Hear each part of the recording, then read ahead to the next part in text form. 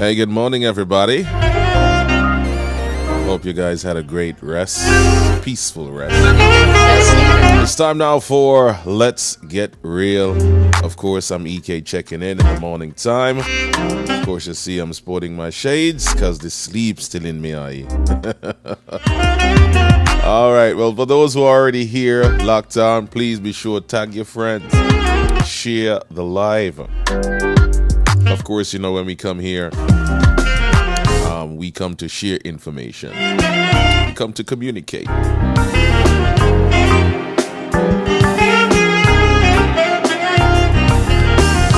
And we would want to keep it on a level, so to speak. We don't want to get gutter snipe. We don't want to get antagonistic. Just stick to the facts and stats.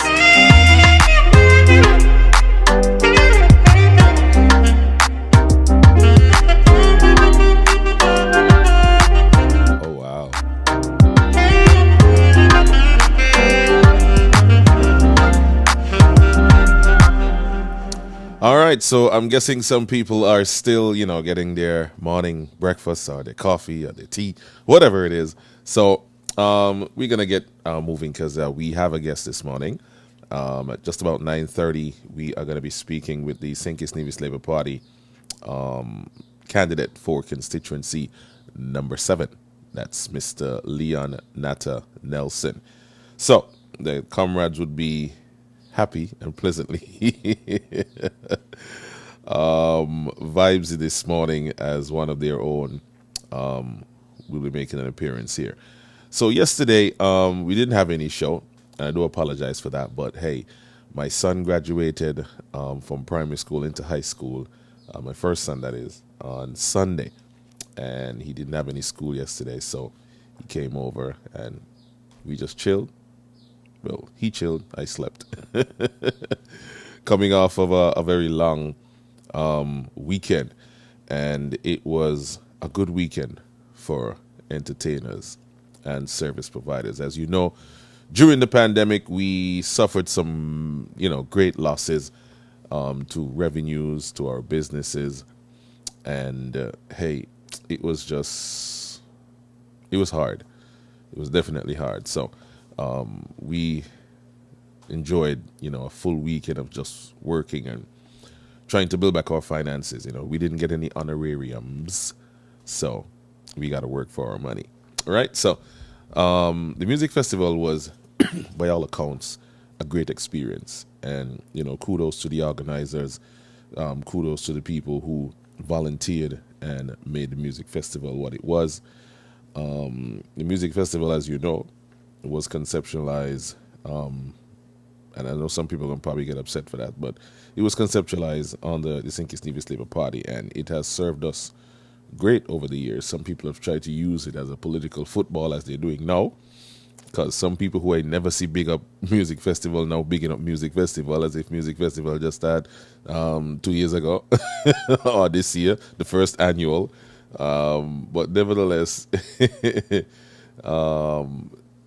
it is what it is. People will always try to, mix their politics here, there, and everywhere. But all these things are, policies and programs that can be implemented that will touch a large amount of people. And these are the kind of things that we would love to see from every single government that comes into office. That you come up with something that could have longevity and then could have far-reaching effect for a vast number of people. These are the types of things that we are talking about when we speak of achievements by government. You have Port Zante, you have the Peninsula Highway, you have the Housing Revolution, you have the Music Festival. These are the kind of things that we would want to see coming from our government, long-lasting programs and policies that could affect the lives positively of a vast majority of people. So yeah, that's Music Festival, and the next thing on the agenda for St. Kitts and Nevis in terms of large scale festival and entertainment would be Culturama. And again, even though a whole policy was started to keep me out of that, I will still encourage everybody to go over and partake in the festivities. Because let me tell you something. I have worked with so many people in Nevis, and one of those individuals lost his life recently. Trevi. I'm sure most of you have seen the posts and the broadcasts. Trevi's a guy who was passionate about entertainment, passionate about his love for the sea, fishing. He was passionate about people. He was passionate about community and country. And I had many years working with Trevi, and lots of entertainers. Their first time going over to Nevis to perform as entertainers would have been through him. And so I would want to, at this time, while I'm speaking of Nevis and Culturama and entertainment, to just have a moment of silence for our good friend Trevi. And I would just want us to reflect on people's lives and the impact that they make while they're here. Well, while we're all here, if we can, leave a mark on people's hearts and minds and, in our communities and in our country, I think that would be, so remarkable. And again, I would just say to the family and to the people of Nevis and to his friends and those who would have known him or had any kind of interaction with him, my deepest condolences. And I hope that, you can find some form of comfort knowing that he was doing what he loved. And regardless of whatever happened, some of us may never know what happened, but at least his body was found and there's some sort of closure there, so we could lay him to rest in grand style. So a moment of silence for my friend, my brother, and colleague, Trevi Liburn from Nevis.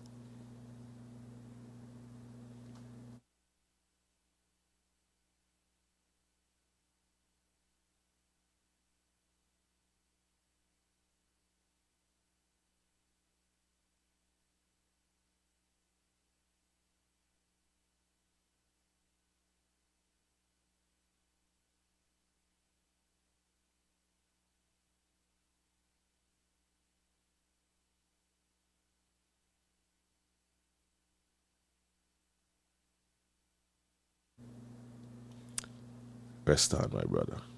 Rastafari. All right. So I was beginning to tear up there, so I had to come back. Right. So it's never a good feeling, when you lose somebody who is so full of life, had so much potential. I mean, the last time I spoke with Trevi was to do with the very same thing that I mentioned. A whole policy was put in place to keep me out. And Trevi usually listens to the show. He usually shares the link. And, he called me up and he said, EK, what's going on? This is the second time I hear you say that there. I mean, I like it. Because anybody who attack you, they attack me. And that's the kind of relationship that we had. And he tell me, I'm going to make a phone call and I'm going to call you back. I'm going to call you back. I'm going to call you back. And he didn't call me back. As a matter of fact, I think I called him because something else I wanted to talk to him about. And I called him and I said, well, partner, don't fit up yourself for it, And because at the end of the day, this is how politics goes, Some people carry their politics into their profession and into their personal lives, and it is what it is. So I wouldn't want you to put yourself in a position where, you create any kind of, animosity between you and the people, because everybody knew that Trevi was supporting heavily the CCM, but he was adamant that no, I gonna get to the bottom of this, and he even made a post about it, and that's just the kind of guy that he was. He was a very straight shooter. Some people may not have liked him, and that's fine. If everybody like you, something definitely wrong with you, but more people will love you than those who actually hate you. right? So that was our conversation about something else, you know. I think it had to do with entertainment. Yeah, as a matter of fact, we had some plans to throw a big festival that he, you know, was planning along the way. He said, "We're like, you got to be a part of this one. Definitely, we're bringing back this thing big." You know, and I said, "Well, you know, whenever you're ready, you just tell me when, we, and how, and you know how we do this thing. Once it's you, I come in." So we had plans. We definitely had plans, but life has a way of throwing you some serious curveballs. So yeah, and he's just one of the few people that, you know, well, the very many people that I work with over the years in Queen City Nevis. But I wouldn't want to go down the road of telling anybody, you know, don't go to Culture Round because I ain't gonna be there. This is what they're doing to me. Me ain't that kind of guy. I could bear my own cross. You understand? And I always seem to find a way around whatever problem that I encounter. And the reason why I said this is because there's so much people out there who benefit, who profit, who look forward to festivals such as these to make an extra dollar, to make ends meet. And I would not want to use my platform, my influence, whatever it is they say that we have as you know, as popular people, to discourage anybody from going and partaking. Because so much vendors, service providers, the boatman them, the busman them, the Uber them, these is people who I work with on a weekly basis. So for me to involve my own personal situations into anything that could cause them, you know, any kind of loss, I ain't gonna be a part of that, definitely. The politicians have their things to do. I understand that some of them are very, you know, thin skinned, are the people who work underneath them, because in trying to find out what's going on with the situation here, the finger was pointed back at the director, Mr. Abonati, and said, "Boy, don't worry, ain't Eric, it's he." You know, because Eric said he know nothing about it. Abo pretend like he know nothing about it. But all that is well and good. You understand? I will always find ways and means around anything. Ain't anybody owe me no work. Ain't anybody owe me no money. As a matter of fact, I've always had this notion that nobody in this world owes you anything. Anything that you want, you got to work hard for it. There are some people who may be working in the background to say, well, okay, boom, boom, boom, this is the situation, that is the situation. And you may not know. But at the end of the day, you still have to put your best foot forward and work for what it is that you want. Right? So, that is that. Because I'm telling you, the things that I have been learning over the past couple of months, now that this Team Unity government fall apart, right? Because hear me tell you, them are rat out one another, big time. So certain things that you saw happening to you and to other people, you could now find out exactly who was behind it. You hear? And this is why me personally is enjoying this moment. Some people may say, oh, it's a blot in our history and a blot in our country name. All that is true. But personally, I am enjoying this. Because when you hear a little shushu that this person was instrumental in blocking something for you, I mean, you knew it, but you didn't have the proof. Now you're getting the proof. When you see certain things working behind the scene, you say, shit, this got to come from high up, you know. And now them are rat out one another. Now you could get them all for nothing. Remember Sparrow had a song about the Yankees gone and Sparrow take over town. You understand? When things not good, when things now bubble, the politicians them and the cohorts like prostitutes, you could get them all for nothing. They're going to rat out one another. You see how Sean rat out Timothy? He rat out Juicy, he rat out Wendy, he rat out Hammy, he rat out all of them. And now Timothy rat out Sean, he rat out Mark, he rat out everybody.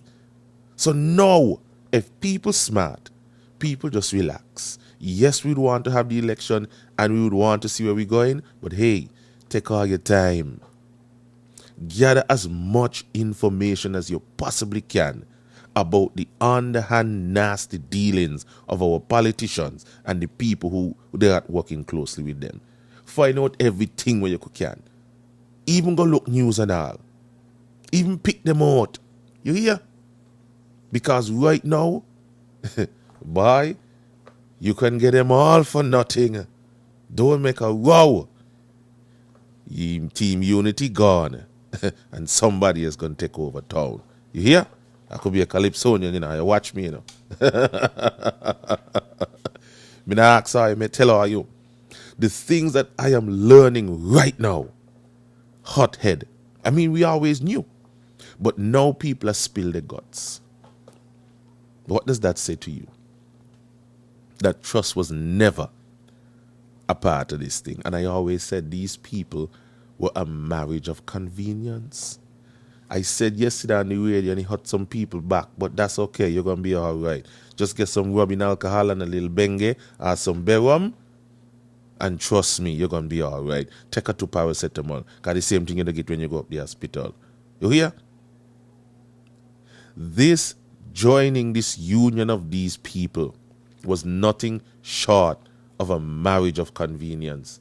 You hear what I tell you? They don't had a thing in common. They don't really like one another. Timothy abused Pam for decades. Pam abused Timothy for decades. He and Labour fall out. They pick him up, dust him off, bring him back like a brand new baby. You understand? Take up and put on a nice pink dress on him and bring him back to the people. And people fell for it. People were okay by here. This could be the way forward. Because Labour did not do a good job of defending themselves and defending their record and defending their legacy. Some smart person, Dougie says so right, yeah, and this is why I understand. I always knew, but Dougie confirming. The smart people who they got around them running the campaign and giving them advice is who caused Labour the last two elections. Caused it in 2015 and 2020, the smart people there. You understand? Because you can't tell me that you have got a record. People out there spreading propaganda, spreading misinformation and disinformation. And you ain't make a concerted effort to defend your name and defend your works. Oh, leave it. The people will understand. The people will remember. History has proven that you can't leave certain things up to people. Because the regular man don't study with a lot of things. People just see things happening and they don't have a clue how them things they come about. You hear? Just like the people now who know bigging up music festival and is the PAM organization, as if this is the first music festival we've ever had with such a bumper crowd. We've had music festivals with big crowd. But there are a lot of other things at play. There ain't nothing new and different about the music festival. But because some people carry their politics with them every single day, as long as they and their political party ain't a part of something, they want nothing to do with it. When the government changed in 2015, right? And we had carnival. Watch. I banging carnival long time. And the kind of people who I see start to come back out to functions. Me ain't see them there in 15 years. Ain't take part in nothing. They went no Calypso show. The government changed now and now PAM government back in. All of a sudden they're interested in Calypso again. All of a sudden they're interested in soca again. So while the government ain't in, they ain't give a shit about the national thing. So now like some people just wake up. You must be mad. Some people don't know when to rest down their politics. And see them now make big posts. Both thanks to the PAM organizers. Me never see them say thanks to the organizers yet, but are people who back the party, so now, thanks to them. Set a puppy show and a set of jokers. Were you afraid? Remember those are the same one, you know. On the Labour time used to be up on the top of 4th Street with they had them more tape up and coughing and all kind of shit to walk up and down in town, you know. A protest. And now Curtis and Bugna down in town a protest. Everybody watch like, oh, they don't respect the country and music festival. What they are protest for? You do it. Wallace Wilkin used to open down and talk about heaven help us. Heaven help us. The country now go good. No, all them up in VIP. every last one of them in VIP. You understand? But you see, some people memory short. That's why the slave masters and the oppressors could have us in slavery for 400 years. Because some people memory short. Throw them a little can and they forget the 2-3 days when you had them a starve. I don't understand that, but anyhow, to God be the glory. Somebody said, well, wanted to tell the woman with the comment, please hush. Now study she. She gonna be alright. She can't to jump boy. But anyway, it's 23 minutes now after 9. Our guest will be coming up at 9:30. But in the meantime, people must begin to understand. Yesterday I was listening to the press conference by the PAM and the CCM. Same old time something come back again. And people keep asking, well, EK, how come you not focus on Timothy, you just a focus on PAM and CCM? I not tell me who the ass to focus on. Don't tell me who the ass to focus on. Because, and hear me well, I made the point yesterday on issues and I'm going to make it here this morning. You understand?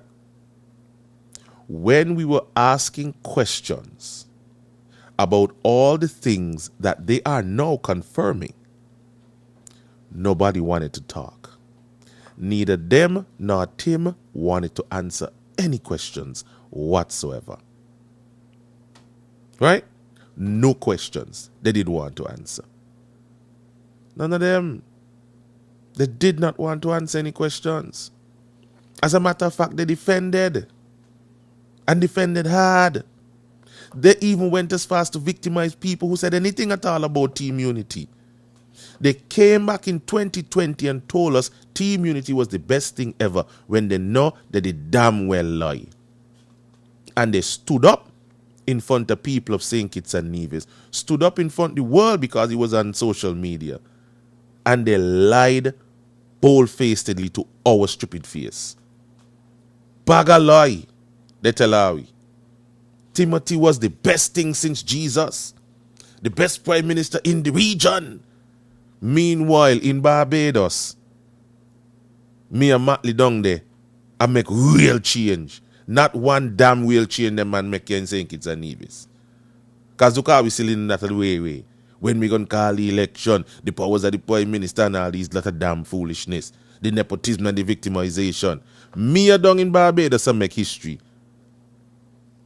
But CCM and Pam up here tell Harry that Timothy Harris is the best leader in the region. You understand? Put things into context. When you come to me with all your argument, are you better put things into context? Otherwise, don't come. Me and Matley down there making history all around the world, giving some groundbreaking speeches in these summits and so. And Timothy fear to travel.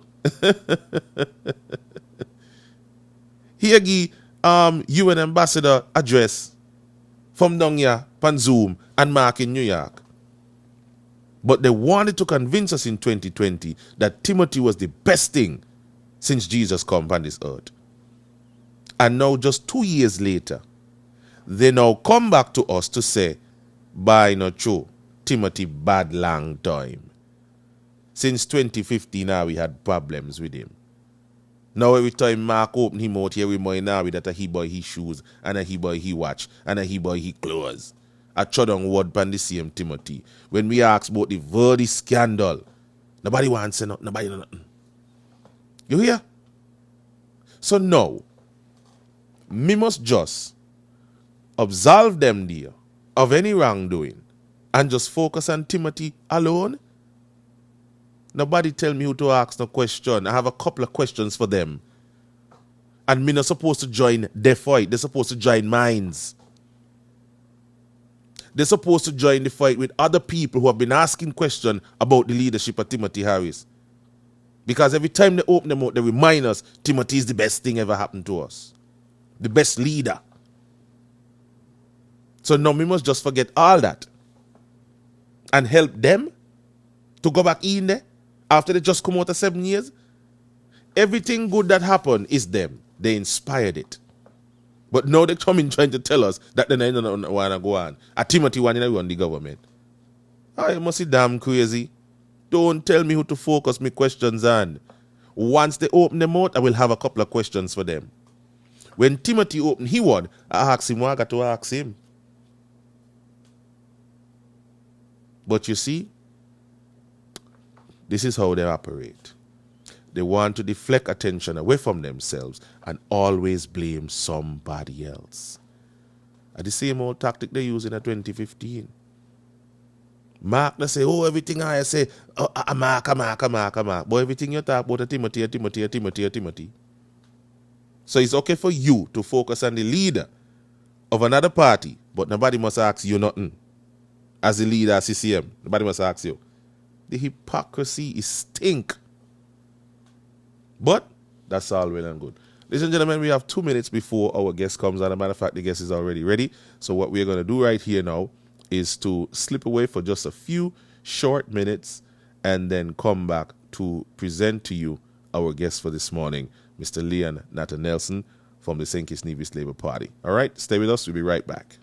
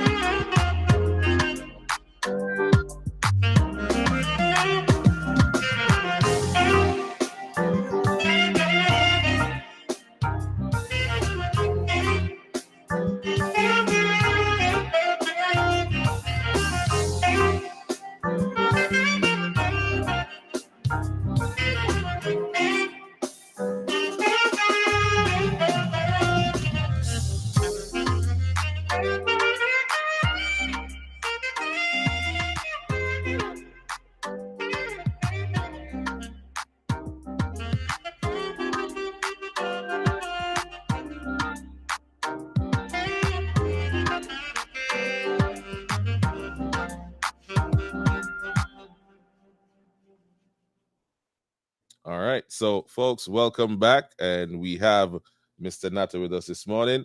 Mr. Natta, good morning. How are you, sir? It's about time. It's about time. It's about time. It's about time you come. Man, it's about time. Whenever, I'm always happy to be in your company. Let's get real, So let's start the thing. Good morning to everyone, Yes, and good morning to everybody who's viewing and listening wherever you are. A pleasant good morning to you. Let's get real with Ike this morning. Yes, I. Well, my brother, it's always good when we have a conversation, because I think our mindset, our energy, just meshes when we have a conversation. Even though they're very far in between, we always have a good conversation. So we're hoping for a great one this morning. So straight off the bat, so how have you been? How's the campaign going? What's happening with you on the ground? Man, Ike, I tell you, man, I keep telling everyone that there's just a real positive and happy energy around me this time. Where that comes from, yet to be known, but it's really good. Trust me, it's really good. I'm in good spirit, I'm in good health, so I just continue to go out and reach out to the people, and the feedback has been very wonderful. Nice. I'm very positive minded about it, and I think people are really more in tune this time around. Especially given the scenarios and the shenanigans that has happened over the last, especially 18 to 24 months, it has been a real eye-opener for people. And so the conversations are different. The vibes is different among the people. So, I'm looking for things to be different, much, much different this time around. Good sound. So in your canvassing, what have you picked up so far from the people in terms of how they're faring, how they're doing under this team unity government? Okay, let me just give you a little short story first. I remember one time I went to Tabernacle leading up to the 2020 elections. And when I step off the concrete, the road to go in somebody's yard, I say, good afternoon. The person say, good afternoon. Who are you? Who you come to? What you want to say? You know, and everybody left the porch and went inside. They had no conversations with anybody. This time around, the same yard. I said, good evening. The person said, good evening, Mr. Natter. How are you? I said, I said, can I come? The person said, man, come right up. Let's have a conversation. You know, so that's just to show you the transformation that has happened over the years, especially in Tabernacle. And EK, I don't know if you have ever had a chance to visit Tabernacle and drive through, go through some of the streets. And it's really despicable and deploring how the state of affairs in Tabernacle is. If you go to the, St. John's, Johnson Road and those areas, Tabernacle still have a poorhouse where young people occupied, don't have water, don't have electricity. Tabernacle has a building that they call it the cotton house. Young people live inside. They say that the building used to be at least 3 to 4 feet off the ground. The building is like 4 inches off the ground right now. Young people live inside, no current. That is the state of affairs in Tabernacle itself. Wow. The young people don't even refer to him as Tim or whatever. They say they, because they understand that when it comes to him, it's him and his family. So he don't go canvassing in Tabernacle. They haven't seen him over the last 7 years. They are frustrated. They don't get opportunities, and those who have get very little. I think Tabernacle having the most young men that cut grass on the road. What? I'm serious. There's no real opportunities. As somebody who was close to them in the last election, a very young man, live in my area. He said when he approaches them, there's never a permanent solution to anything, and nothing permanent in nature, because they do not want to assist you to become independent in life. They give you something just to hold you, just so that you can sustain yourself, so that you can come back. That is not the way that you treat the constituents, not in no constituency at all. You know, so it's really been hard on a lot of people in the constituency. You know, politics, there's some good connotations, there's some bad ones. But, you know, when you do canvassing, and I would tell you, Ike, it's difficult at times to listen to some people's story. Sometimes the water is right there to come out your eye. I mean, I went to a house, I won't say where, but the mother is not working. The father and their husband and wife, they're not working. They have an 18-year-old and a 17-year-old. The business that they had closed down, and nothing is doing for them. Nothing at all. At one point they say, you know, we have so little that we can't eat as we like. So those are the situations that you know, they're sad situation, but it inspires you to find ways and means to find a solution to that problem and other problems. You know, and this is just the households.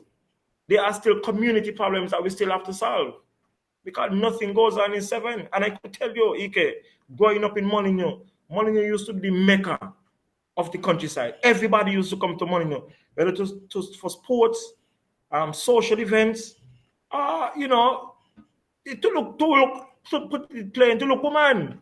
We have a lot of I tell you, we used to be the mecca. You know, I champion the cause of opening several leagues, the basketball league, football leagues around the place.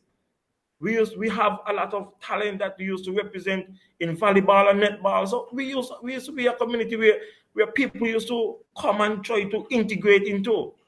You know, but nothing goes on now. Nothing. And the Prime Minister lives over here, supposed to live in this constituency, supposed to be the parliamentary representative for this constituency, but nothing goes on. Look at the state of affairs at the Atlas playing field, a place where my team, my large Patriot team, plays home matches. the most utilized field in this constituency. Let me say it again, the most utilized field in this constituency. Not even a bathroom down there. The Violet Petty primary schools use that to host their sports, the event every year. And sometimes every year Timo goes class there to do his political thing. And he can't see that the children have no bathroom, no facilities down there to use. But look at it, Ike. Leading up to the 2020 elections, and I say leading up to it, the government of the day decided they're going to put an infrastructure at the Tabernacle playing field. And they decide to build not one, but 2 pavilions down there at the same time. And Ike, up to now, none of the pavilions finished. None of them. And you're looking at a cost of around $6-7 million for these 2 facilities. So you couldn't spread out and say put something in at least in the meantime, put something in Tower in the meantime. And imagine for so long this building going on, they ain't finished yet. Why? Why does it have to take so long? The guys down Tabernacle used to have a football league every summer. So imagine for that long, there's no football league down there. But yet the Atlas field remains the field that people uses most in the constituency. After that is the Molineux field. Right. Look at the state of affairs again. The Molineux school was burnt down, I think is on the 18th of March, 2022. And before they do anything, up until the meeting I had over here on the 2nd of June, they had not even taken out the rubbish out of the school as yet. After I spoke about it on the meeting, somebody went in there to try to take out the rubbish. But yet, Ike, they start to build a jail. They start to build a jail, Ike. So where's the priority? Where's the focus? Ike, yesterday I come home, I'm getting ready to do an interview, and I realized I can't do it here because there's no electricity. Yeah, I had some electricity problems for myself. Right. And after the electricity gone, after electricity come back, I should say, water gone. Oh, and this has been the cry. This has been the cry since I got back here. There's a water issue. But Ike, the manifesto I produced the last election, that was top priority to secure water for the constituency. Because if you want to build more homes, if agricultural demand goes up, if we have to keep dealing with climate situations, we have to ensure that the water, the fundamental resource that we need to sustain our life, water is there for us all the time. What have they done? You hear all kind of things about the contract with the water and so on, and those are not good, Ike. The priority for the fundamental things that people need to sustain their livelihood in my constituency and throughout the federation is not being provided in the best way possible, because the government demonstrated to us that they don't care. They don't want to understand the needs of the people. This was only a matter of time, If you join back, Ike, and you somehow put all of these things that have been coming out on the government, and you let them out, it's like a puzzle that you could piece up and realize that since 2015, Ike, that this was bound to happen. If you listen, one of them the other day, they said, in the first sitting of cabinet, the man for number 4 asked to be the Minister of Finance. But Ike, if he do that, that was the first sign that nothing outside of Tim was going to happen in this government, because that was disrespectful to Tim. If we know Tim as he is, that was disrespectful to him. How dare you to ask to be the Minister of Finance? Who may be? And so that on that platform, we knew that this government would have never lasted. And so all the hiding and secrecy, as you just mentioned, look at there's never been a prime minister in St. Kitts and Nevis that has been, met with so much allegations of corruption. There's never been a prime minister that has had to face two motions of no confidence. Never been. This track record for this prime minister is very bad. And obviously, the representation for this constituency is terrible. That is why no other political party is going to ever join with him again. Never. He's not going to be the prime minister again in St. Kitts and Nevis. We have had to endure 7 years under this leadership of this man. And the one thing that everybody will remember is that he fired 6 people, 6 cabinet members. There's nothing else to remember about him in this thing, corruption, and he fired 6 people. That is all. We have nothing else to show. We don't have the investors. We don't have nothing. We don't have a proper education system because you can't have 2 major schools not functioning properly. The healthcare system is terrible. Soon enough, we may not have electricity in St. Kitts and Nevis because we might can't pay a bill. The water situation, if we don't have water, we don't have life. Where is St. Kitts and Nevis heading? So the state of affairs, not only in my constituency, is terrible, but the entire federation, Right. And the more these guys continue to say, the more embarrassing it is, and the less hope we'll have. Right. The more the Labour Party goes out there, the more hope the people have that things will change in this country. Right. I mean, before you go on, because I think we need to put a couple of things into perspective, because I saw a post this morning from a gentleman who was saying that the Labour Party isn't going about the campaign in the right way. But I am the type of person who likes to sit and observe everything in full context.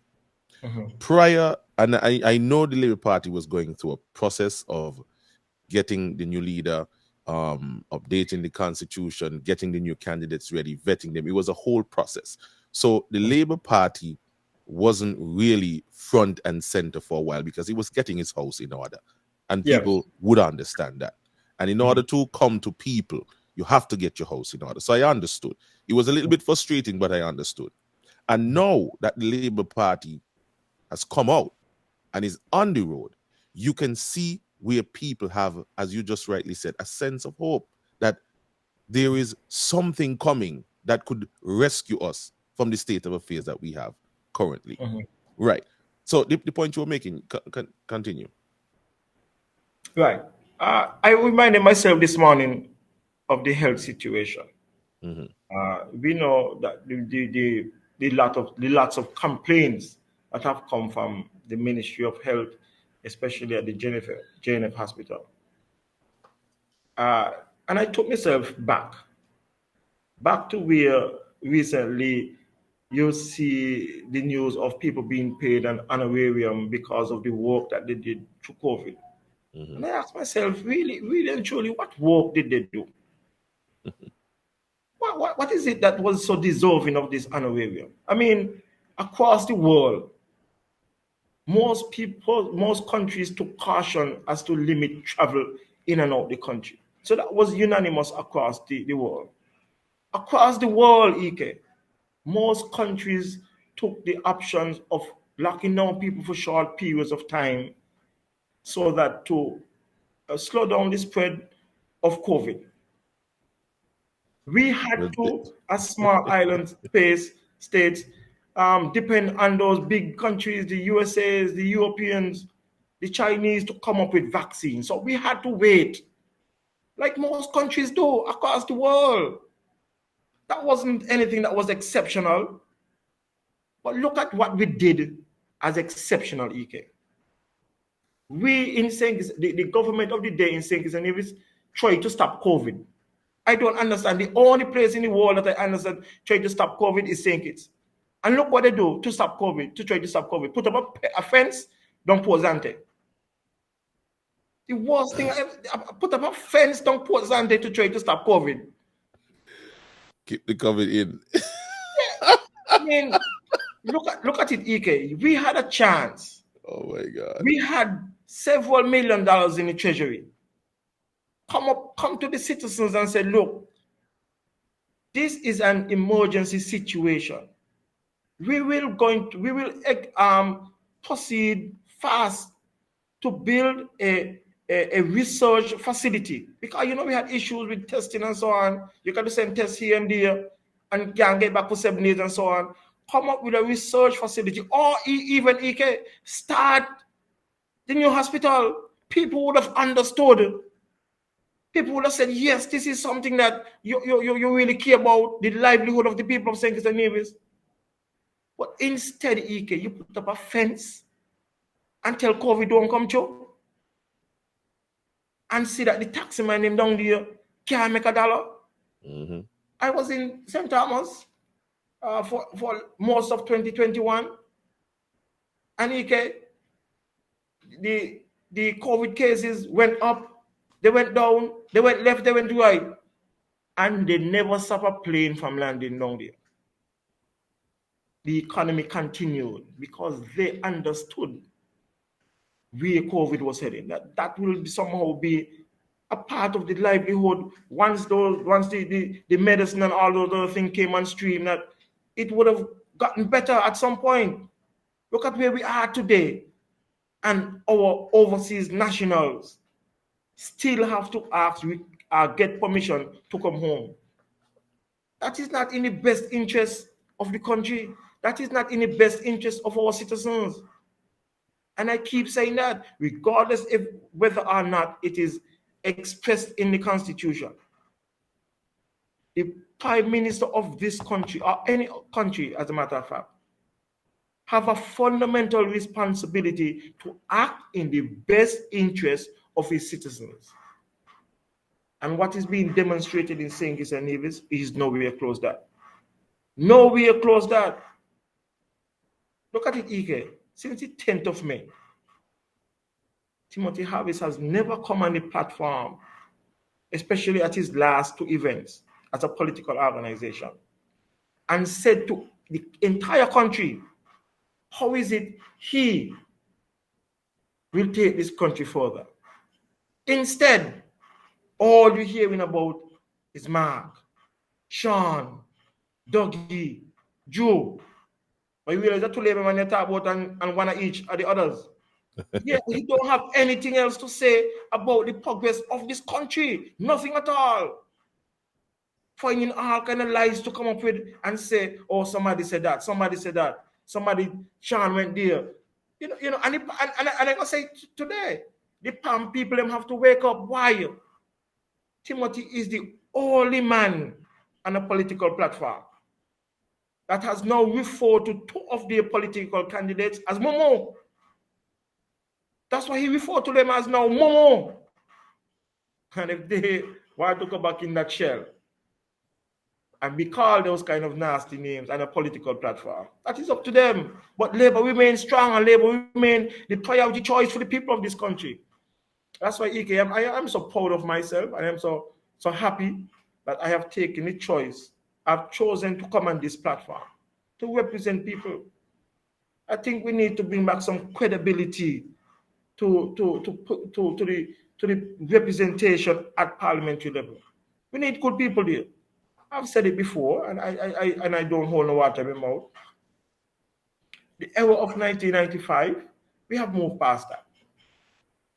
We need a new dimension of politics in St. Kitts and Nevis. How do you intend to introduce that?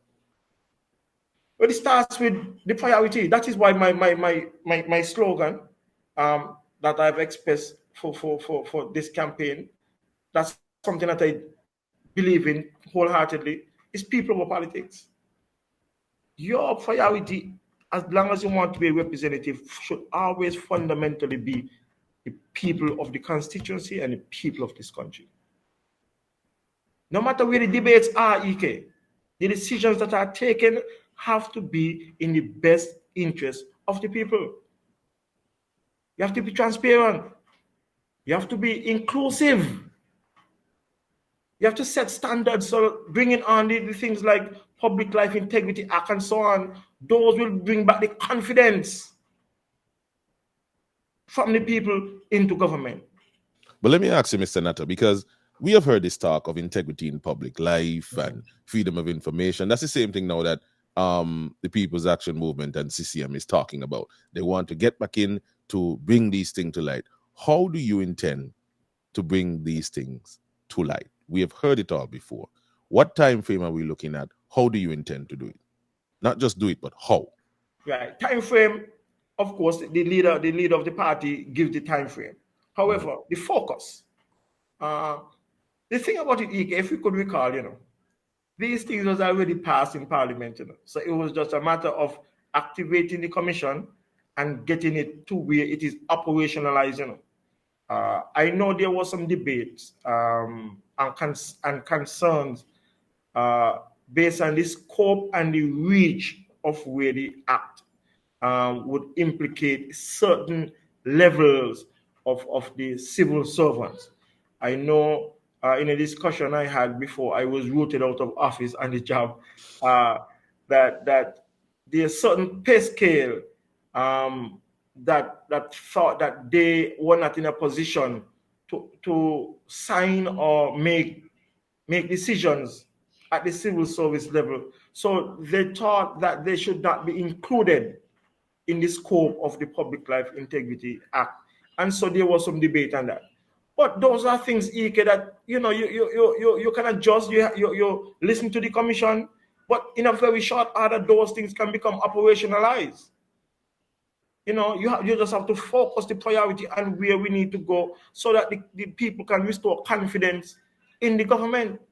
Right now, politicians sometimes, those who have good intentions are given painted with the same brush as those who have executed themselves in a very bad light sometimes. And so it is difficult to get all of those connotations and all of those criticisms going across all the politicians. I believe there are good politicians out there, like myself, who have good intentions, who have delivered with high level of credibility. But the actions of these guys, it puts doubt in people's minds, and I understand. I really do understand the disappointment that some people have faced over the years. But I believe in myself, and I believe that there are good people out there. And so we, the good people, I could dub us, that we are to act with integrity and bring these things to light, and get them operationalized as soon as possible, so that we could, restore the confidence of the general public in the government. All right. Now let's go to some of your plans for the constituency. You outlined a number of things that you would have seen need addressing. So if the Labour Party is if and when the Labour Party is successful in the next general elections, what are some of the things that you personally would get to work on immediately for the constituency? Yeah. And when you say if and when, they ain't going nowhere left me, I going with them, Are they going with me? So on the morning after election, I can be in there and tell them, I come with me, Let's go. I hear you, my family. But yes, to focus on the constituency development plans. One of the things that I lobbied the guys for, and we are committed to, as a matter of priority. I don't know when last you drove in my area, Ike, but there are two bridges. One where in Atlas, a very narrow section, right, and then there's the other one in large village. Whenever there's accidents, Ike, it slows up the whole constituency and maybe the country. An accident in those areas, you would see a utility truck can't pass. You would see a contact truck with cement can't pass. You would see the bread bus can't pass. The ambulance, people going to work can't pass for an extraordinary long period of time. My commitment and the Labour Party's commitment is to fix those bridges so that we can have continuous flow of traffic every time. Right. Every time. And to, accidents do happen, but we have to make the streets as safe as possible so that people can commute wherever they wish to go to at any time. Water security, as I mentioned, with the demand for housing, with the demand for agriculture, with climate change upon us, we have to make water security a priority, not just in this constituency, but within the country. Education, education, a jail is not the priority. Building back the money in the primary school is a priority. We have power outages. Yes, we understand that. But that is why I'm saying that to make sure that education is continuous throughout the day, at any given time, I will ensure that each school in my constituency is outfitted with a standby generator. The teachers ain't supposed to suffer because come gone. The children ain't supposed to suffer because come gone. So we have to make sure not just the facilities there, but the whole maintenance of the school and the whole educational aspect is continued during whatever shortages or whatever we have. Agriculture. Most of the farming that is done in St. Kitts is done on my side. From Keyon to St. Paul is considered the sugar belt. So the land is very fertile there. And so most of the farming production is done on this side. But what we don't have in farming on this side is an extension of the agriculture department where people can go and get feed or whatever agricultural materials they need. Because farmers really need to spend less time on the road and more time in the ground, so that their production could be higher. Indeed. So we want to build a facility over there that will host something like that. But to add to that is the possibility of building it in such a way that we can have mass storage. Ease the burden of the farmers to store their goods after they have reaped them. Provide something that they can go, store their goods and have access to them. That will ease the squeeze off the farmers and provide opportunities to export some of their products. I think if you look at if you drive on Figure Bay Road, there's a lot of natural produce sold here, but some of them are imported. Mm-hmm. If we can harness some of these produce and make them available for sale, I know the demands for the hotels and the value marts and so on very high. But if we can pull them together, I think we'll be more efficient. We want to develop the mansion sliding. What's that? That's where the sliding is where that's what a junction point where the crops used to be harvested and transported on the train. But it's just there now. That's when you're coming in mansion and you're going on the bridge.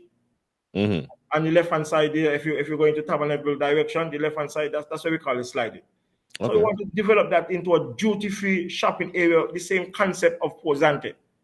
And we have the Class A shops, the Class B shops, and the food courts. Okay.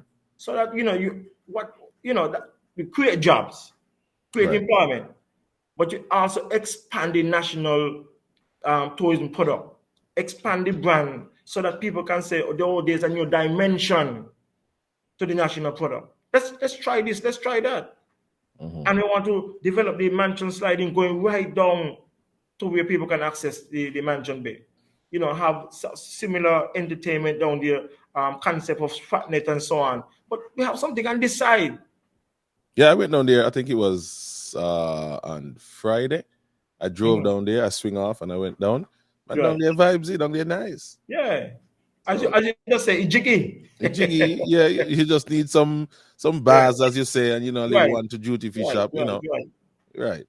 And there are some residents down there that have space in like the natural environment of palm trees and so on, who wants to go into that type of venture. So canvassing has really been helpful because we can promote these type of things. But one of the other thing that we wanted to do is a racetrack and the development of Tabernacle. Mm-hmm. Because I think Tabernacle have been, to put point bluntly, Tabernacle is the worst looking community inside Constituency 7. And the Prime Minister should be ashamed of how Tabernacle looks in front of the eyes of the people. So we want to put a racetrack down there. And it's not just a racetrack, EK. It's beyond that. Mm. It will serve as an area where they usually have a festival in Tabernacle that could culminate down by the racetrack where they will have bars and entertainment and so on. We want to have a facility down there where we have enough space that we can bring in technicians to teach certified programs in mechanicship. So people, no matter your age, you can come or go there and learn something about the car, whether it's upholstery, engine, transmission, electrical. You can go there and get certified.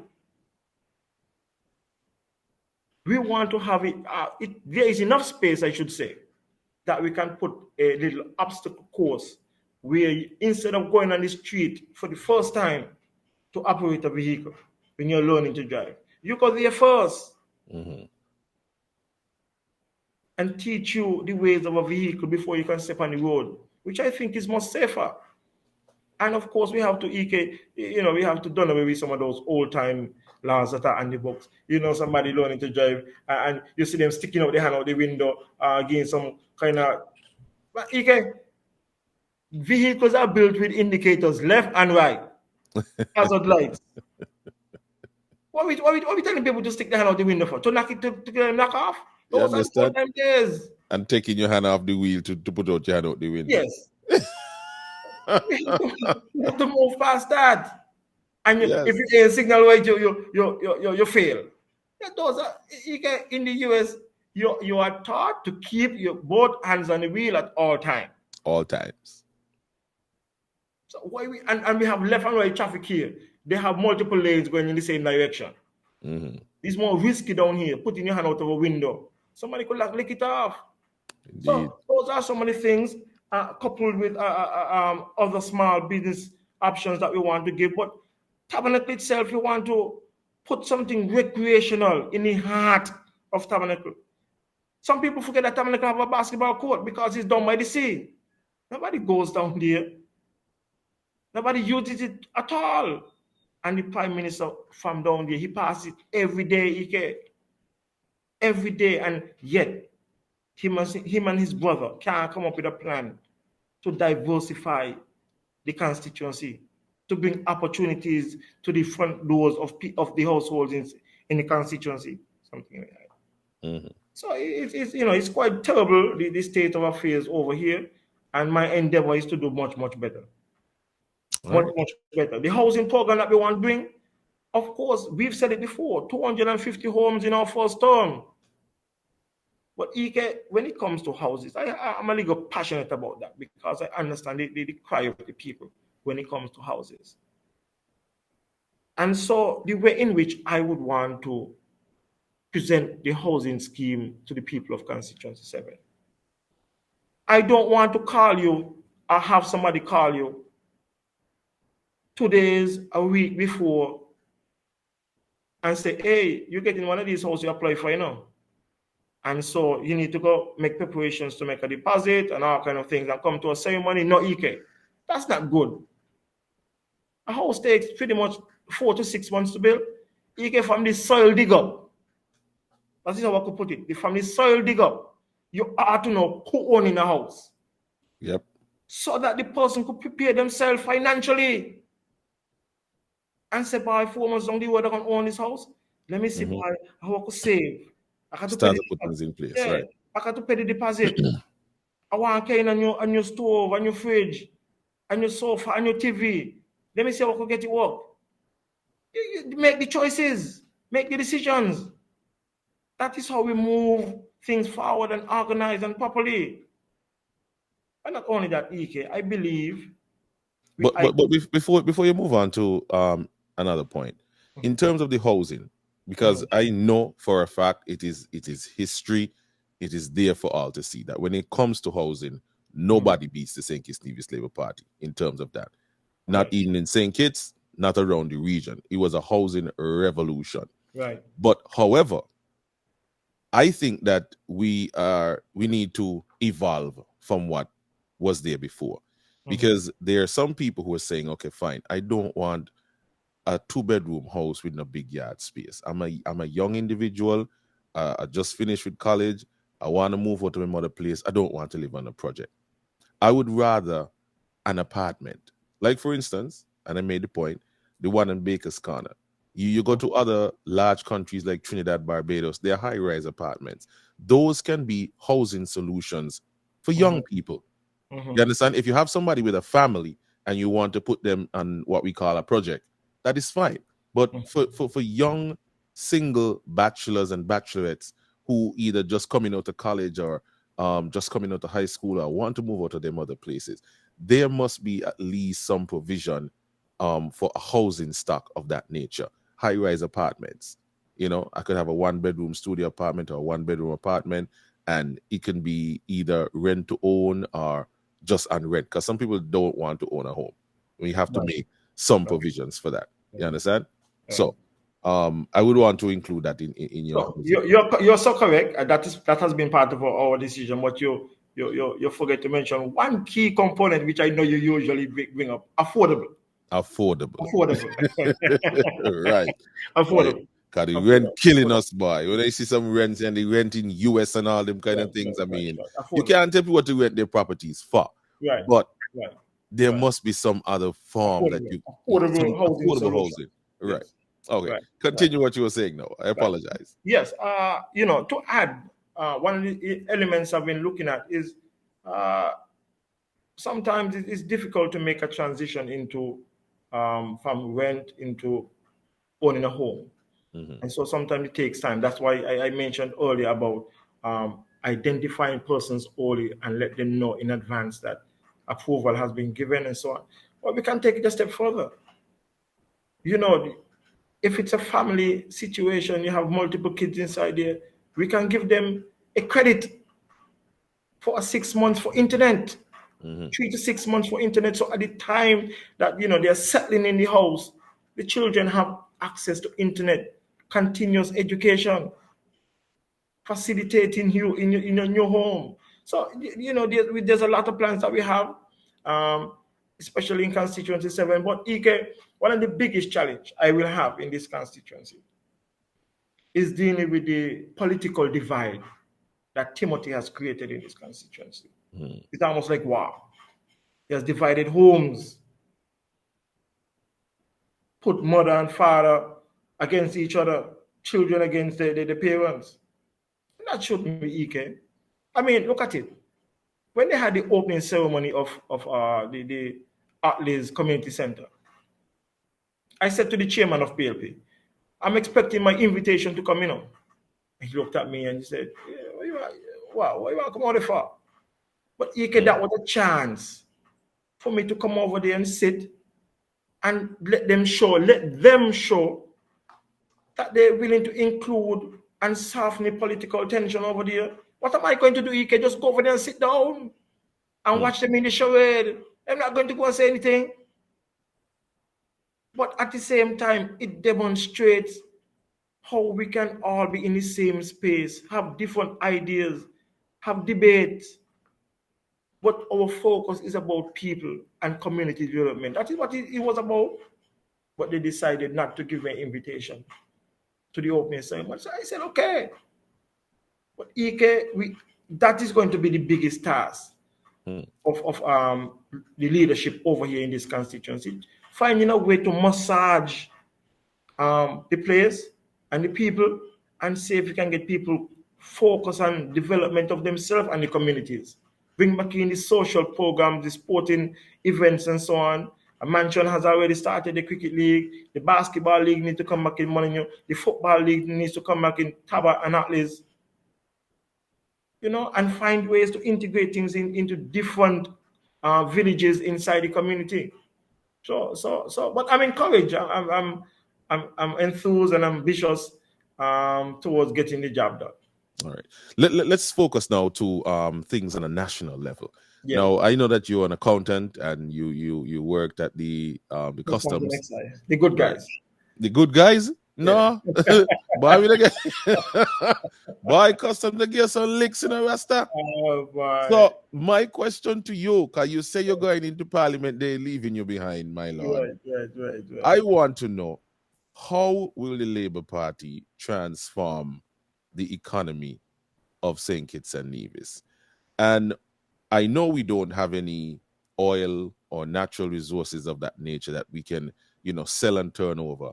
But we need to begin to have an innovative mind that we can introduce things into our economy so that we don't have to rely heavily on taxation for to carry out basic functions of the government and pay wages and salaries and whatnot. Because personally, as an entertainer, as a service provider, I am fed up of having to pay 2 point something more for something than my counterpart in America or even in St. Martin have to pay. And then when it comes here now, customs want me to bite back from them again. I am fed up of that, my lord, frankly. So I want to know if the Labour Party got any kind of plans at all to introduce some diversification in the economy so we don't have to depend so heavily on taxation to collect revenue, my lord. Can you speak to that? You get very touching. I know that you're very passionate about, especially customs, man. I tell you, I listen to you every time, and sometimes I feel your hurt and your pain. You don't hurt me. But I was responsibly to this question, and fundamentally, Right. fundamentally, we, like you said, and I keep saying when it comes to taxation, that you're right. We are not the Trinidadians and the Jamaicans and the Guyanese who have in their country the natural resources that they can export and those kind of things as an industry for the nation.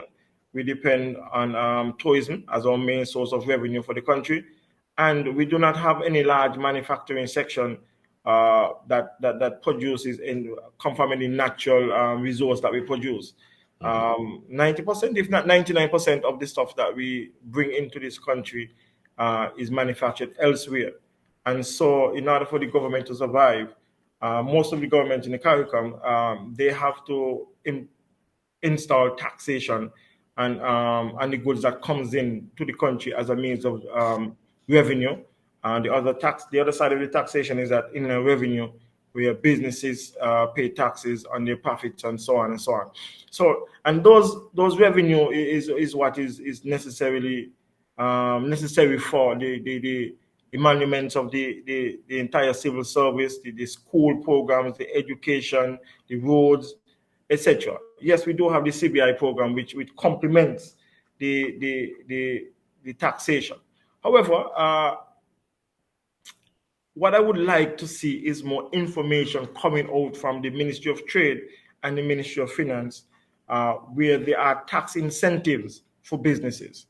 During my time at Customs, I don't think that was promoted or mentioned enough of where business ventures like yourself could tap into to get tax reliefs on your importations, especially for the survival of your business.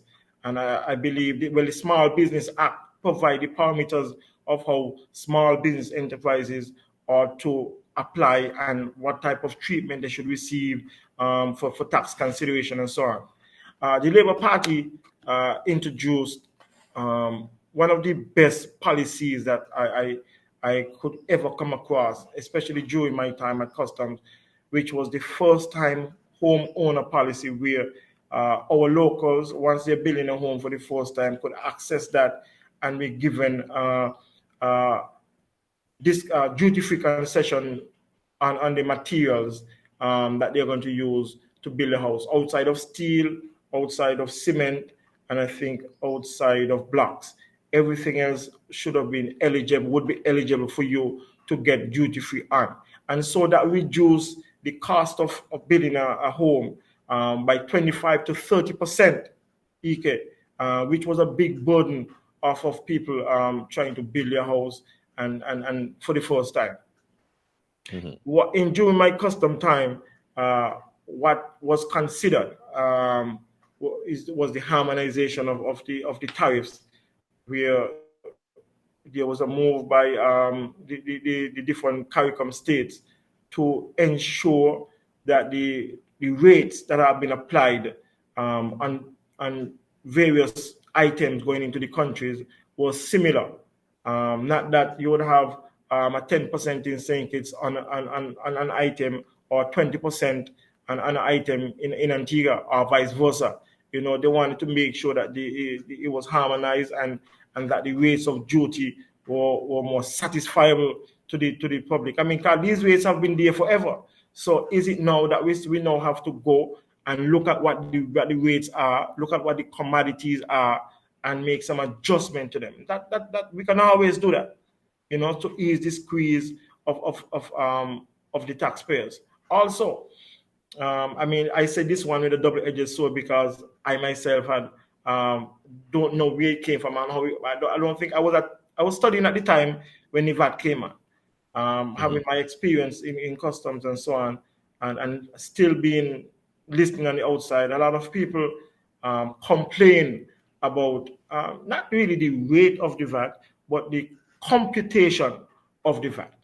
And that is something that I could have the discussion with my colleagues and so on and see how best we can do that. But look at it, EK. Where we were with the COVID situation, the difficulties that it brought to the household of people of St. Kitts and Nevis. This was the opportune time for the government to reduce the VAT, temporarily reduce the VAT from 70% maybe to maybe 10% or 12%. To compensate for the rise, the increase of prices around the world.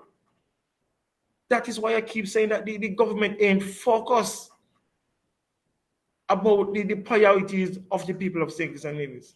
You try to come up with a stimulus package that haven't reached the household throughout the entire island, just a specific group of people.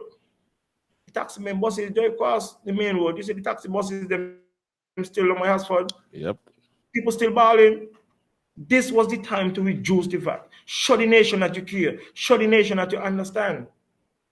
But that's the kind of policies that we want to bring to the people of St. Kitts and Nevis. Yes, we will have those conversations, EK. That is my commitment because I've been on the outside and inside of government. So we want to make sure that the people, once they spend the money, they are comforted that then they won't have this burden of taxation. But we still rely on taxation for our survival. What we wanted to introduce as well was a program that started under the Dr. Douglas administration, where you would have get your duties of your goods at Christmas. We wanted to extend that to the summertime as well. Most people during the summer, EK, they shop for their kids. They shop for music festival. Children moving from one grade to another grade. And they want to import their stuff. So provide the tax haven. Provide it so that people can understand and appreciate that you have a government that knows what it's doing. And the pockets ain't hurting them. I mean, I show most people welcome the 10% increase. I show most people welcome the double salary. But EK, what about those who are not civil servants? They boasted about the most money that the National Bank has ever received. That was an opportune time to say, you know what, we got so much money. Everybody take off a month. Don't pay your loan for December. Go down Development Bank and do the same thing. Don't pay your loan for December or in January. Ease the squeeze. Ease the squeeze. But the government don't care. All they want is the charade. But you remember, let me remind you something, when the situation came up about the National Bank staff not being vaccinated and being sent home and have to do tests and everything, something like that. When he was asked in the press conference about that question, what the first thing he said? He said the National Bank thing is not properly before me. 2 months after EK, he went and got a big celebration and said how the National Bank make X amount of money. But any same staff, vaccinated or not, would have contributed to ensure that the bank make the money. Yep. But I don't understand. Okay? So that is the nature of the beast that we're dealing with, and that is where the Labour Party intends to go, and that will be my contribution and commitment to ensure that we have these discussions so that we can find ways and means for the people of St. Kitts and Nevis not to be burdened by that. But we have to also mention and say that the taxation is our fundamental and primary source of revenue. We don't know what's going to happen with the CBI, but we have to keep all options open. All right, so well, the tax upon tax killing us, my lord. I shouldn't have to pay 89% of a product that I bring in to use when I'm Right. also paying tax for me business license. I have to pay renew every single year, and quarterly I still have to pay to Inland Revenue tax on the monies that I make from the said equipment that I brought in, and I have to pay US 2 point something. My counterparts in America paying $2,000 for a mixer board, 2005 for a Uh, mixer board. right. I have to spend, do the maths, right? Mhm. 13,000 EC dollars for the Mhm. same equipment, right? Mhm. Just to purchase it and ship it. When it gets here, customs want at least $5,000. Right. So Ike, Master, yeah, that is the line of coming. That is the line of understanding. What I'm saying is that under this certain section of the act, those type of equipment are to have the privilege of tax break that is specific to your business. And a small business, you should be entitled to some relief for items specifically for your business. That is the nature of your trade. but I got to too much of things. Because here we had to go through. I had to get a letter from the minister signed by the PS, sent up to finance for finance to tell me, okay, boom, approved. You get a little duty off, such as the duty. The duty ain't drop it down to half of $4,000, He drop it down maybe a couple $100, and I still have to go get a broker, pay the broker to do the entry in order to access that duty fee. By that too much a hassle on me. Right. My Too much red business is a tape. bang, bang, bang, bang kind of thing. I need to get these equipment to go through them and feel them out. I can't afford to wait on the process to get duty fee. Man, put it on up front. Just like how you could take VAT off of food. Once that item comes through, it is itemized in the system. Okay, boom. That is for entertainment. Boom. No duties on that at all. As a matter of fact, the VAT, instead of 17%, 10%. I don't mind. Something. Because you're done getting me on the business license. Plus, you're still getting something out of the sugar cake what I make quarterly for taxes from Inland Revenue. Plus, I got to license my vehicle them. I mean, come on. How much tax you want? But anyhow, Right. work on Yeah, that for me, my lord. some of these things can be streamlined, and I feel the pain because just recently I went to Inland Revenue, and I was told I have to pay interest because I didn't register the vehicle or at a particular date. But I'm saying to them, young lady, I was out of the country, one, and two, the vehicle was out of commission. So why do I pay interest on something that was not functional? That is the basis I'm trying to get at. The vehicle was not functional. Why am I, you have to go to traffic to write a letter to traffic and say that no, those type of things there, we can't penalize people for those type of things, It doesn't make sense. You're taking an extra dollar out of somebody's pocket for something that I think is really unnecessary. So we have to make a lot of those things better. Every dollar counts in today's economy, and so we just have to make it better for the people of St. Kitts and Nevis from all aspects. Right, but you need a focused government in order to do that. The government to understand what people is going through. A couple other things. That is what we want to mandate, all 8 mandate, because the mix-up thing ain't working. In history of St. Kitts, you tell me 18 months after an election, you got an election again? But this space come here and stable for a while. So we want a straight mandate from the people, all 8. Send the rest of them with me in government. All right. So a couple of things we want to touch on before we wrap up for this morning. Somebody was asking you to speak to sports tourism. What are your thoughts on sports tourism? We got some good insights from your colleagues, Conris Maynard and also Kenny Douglas, but want to know what are your thoughts on sports tourism. Somebody's also asking about paying government workers fortnight instead of on a monthly basis. Easy squeeze, yes, definitely. And also I would want to ask you, what are your thoughts on election dates, constitutional reform, electoral reform. And when I speak to electoral reform, the whole process of voting, where do you see the inclusion of voters who do not reside here, non-nationals who have become nationals, who have transitioned to citizenship and are now eligible to vote in our election? How do you see those things affecting our process going forward? So that's a number of things that I wanted to touch on before you go. Right, right. Let's start with the sports, and I'll deal with the most fundamental part of it. I know my counterparts have said their share. Mm-hmm. We ought to have, EK, a better working relationship with the major sporting organization that we have in St. Kitts and Nevis. It is the Olympic Committee, the Athletics Committee, the Football Association, and the Cricket Association.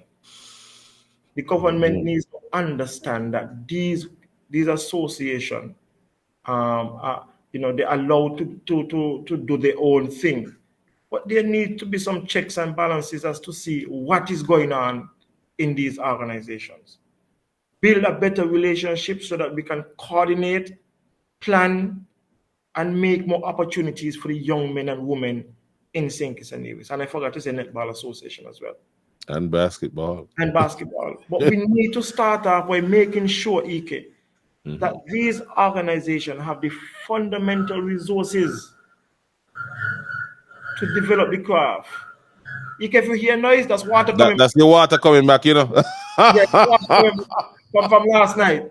Yeah. That's water coming back. You tell me, EK, 10:29. Sorry, people, we have to interrupt because water is back in constituency number 7. Sorry about that, people. Pardon the interruption. Yeah. So, EK, that is where we have to go. Making sure for years, EK, basketball has been asking for an indoor facility so that they don't have to stop the game when rain is falling.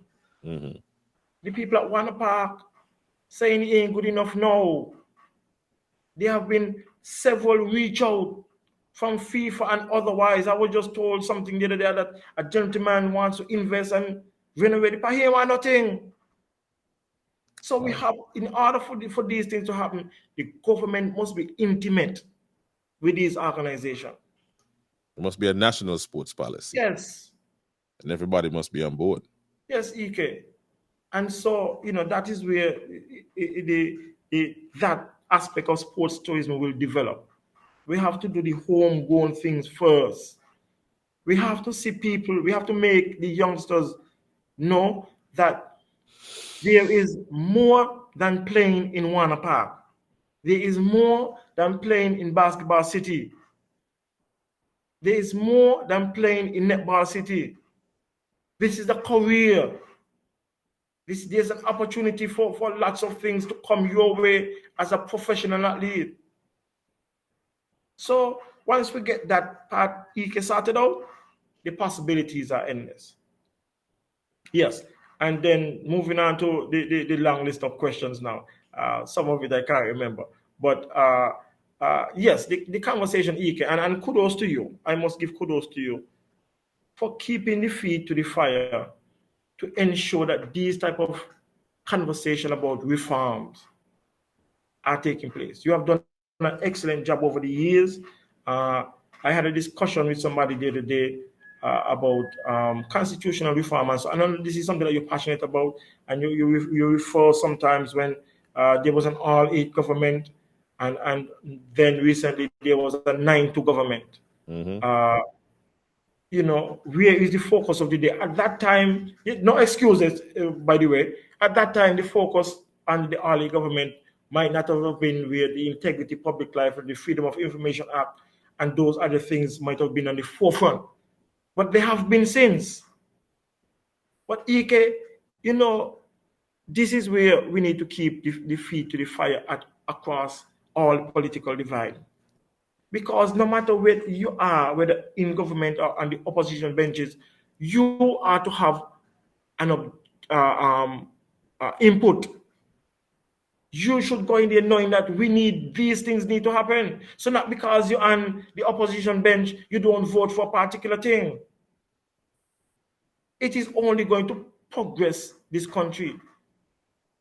1983 independence, 30-something years, our constitution has been. It's not been very long, but time, EK, the world has evolved so much that a lot of the areas of the act, the constitution, need to come up to speed. Look at it, EK. I had to go to court. I had to go to court to be a candidate, you know. The constitution allows me to be a candidate. As a matter of fact, look at it, EK. This is how it started. When the trouble came, I asked a question. Because, you know, people telling me that you have to resign and so on because rules 36 and 38 say you can't participate in engage in politics. So I said, look, how does one become a candidate? The St. Kitts Nevis Labour Party can't make me a candidate. I could be a candidate of the Labour Party. But when it comes to the National Assembly Act, I am a candidate on the day of nomination. So I ain't got to resign to go nowhere to go be a candidate. That was how the conversation started. And of course, with the help of Sylvester Anthony and Ms. Sukubab, we gave the court the arguments to say, no, as a citizen of this country, civil servants have a right to express themselves and affiliate with any political party. There ought not to be any rules for that. Look at what we seem to forget, Ike, that a couple of years ago, what's the name of the bar? Susie Up All Night? Susie, right. Yes, was locked up for this arcade act that you can't sell a beer on a Good Friday. On a Good Friday. Old time I was actually on my way home from St. Thomas on Good Friday. And when you go in the airport, they say, Miss, give me a beer there. You know, say, but I can't do that, you know. She got to drink something else. But, it's the time now that we move on from those archaic acts that is preventing us from stepping forward. You know, the National Assembly Act, the way that voting is done, and I think you asked about the overseas nationals and so on. Right. Ike, lives bring you different problems, different opportunities. Everybody wants to be successful at something.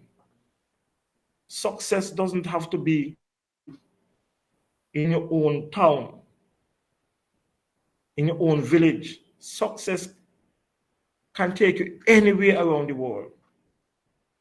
But Ike, you see, once you're born in St. Kitts, once you have to go to the registration office up 5 ways to get a birth certificate that says you was born here, whether up JNF or in Molyneux Hospital like I was. As long as you have that is the birth certificate that can change, Ike. Right. You could get all the passport you want in the world. That birth certificate can change. You are a citizen by birth of this country. And all the privileges that are extended to any citizen, whether they live here or not, should not be restricted to anyone, and that's my belief.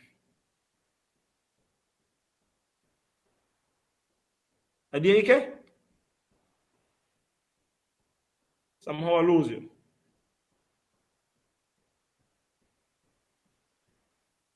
Senator back up on stream.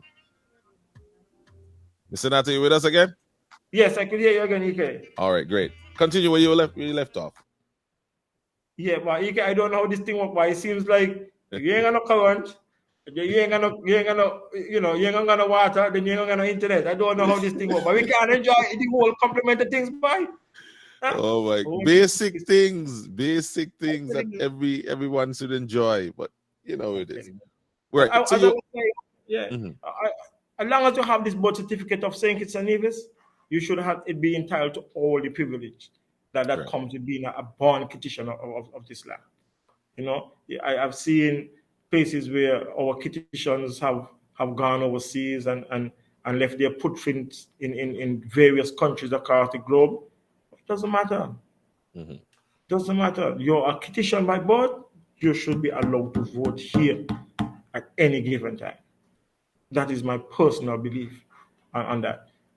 We welcome CARICOM nationals.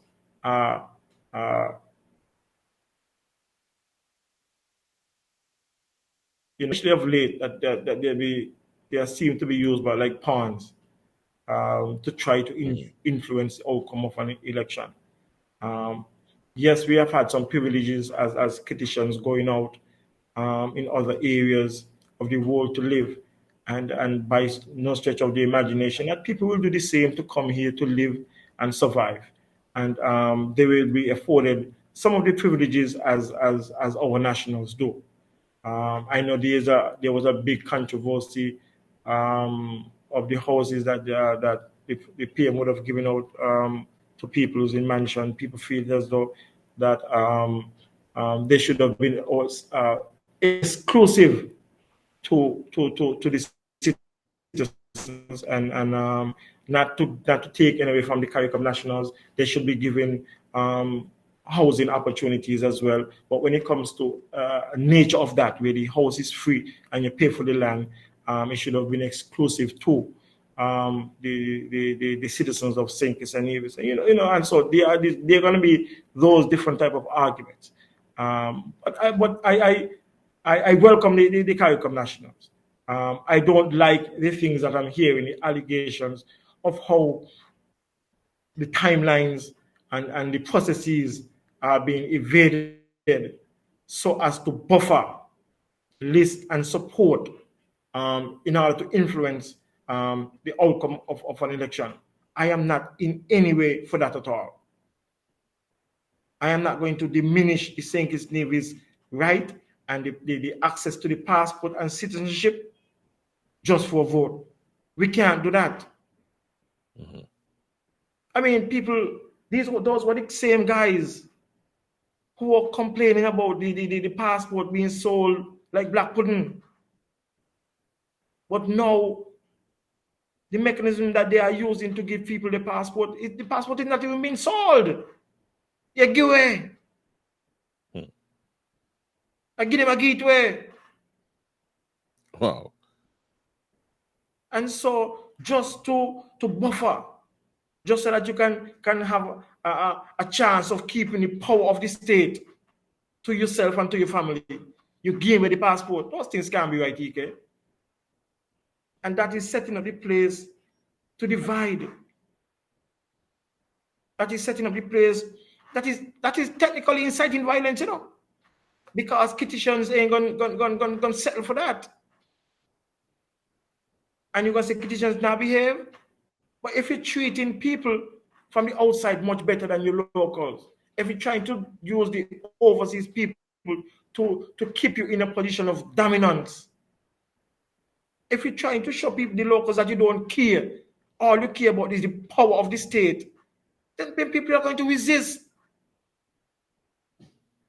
This is just a small form of perhaps the Buckley's uprising reinventing itself, suppression of the local people, and so I don't condone those kind of behavior, I really wish that we can look at it from a mature standpoint and understand that opportunities for Kittitians are endless throughout the world.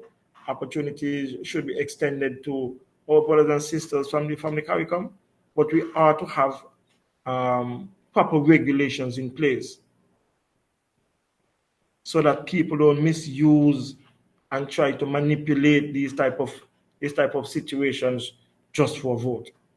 At the end of the day, this country belongs to St. Kitts and Nevis citizens, and they should decide the outcome of the elections. Right. Well, Mr. Nato, thank you so much for tackling those questions, and you're getting rave reviews. Everybody is up in their feelings this morning about your presentation. But since I come St. Kitts, everything start. Since I come back home, everything start. The house get dissolved, election in the year, But I'm ready for them, you can. I got you, my lord. And imagine I gotta go overseas to make a living. And oh my why lord, I tell you, Ike. what a life. I mean, this shouldn't have to be where you can make a living in your own country. And that is one of the issues that we have been noticing, that people who go and take the time to better themselves, further their education, they just can't seem to find a space in their own country to help development of their country. And it has been a problem that we have been facing for so long. And I'm hoping that in this go around, this new government, that we won't see, I mean, yes, I understand that experience teaches wisdom, and we need to lean on the understanding of people who were there and done it.